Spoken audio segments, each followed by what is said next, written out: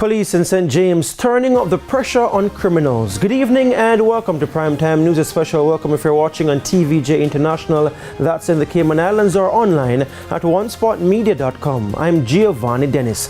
Also this evening, Incorporated Master Builders Association demands answers on non-payment of local contractors for work on the Southern Coastal Highway Improvement Program. And later, Kingston Public Hospital Accident and Emergency Department temporarily shut down after fumes were discovered leaking through AC vents. There's also Saturday Sports Special and weather in this newscast, so stay with us. I'll have the news in detail right after this break.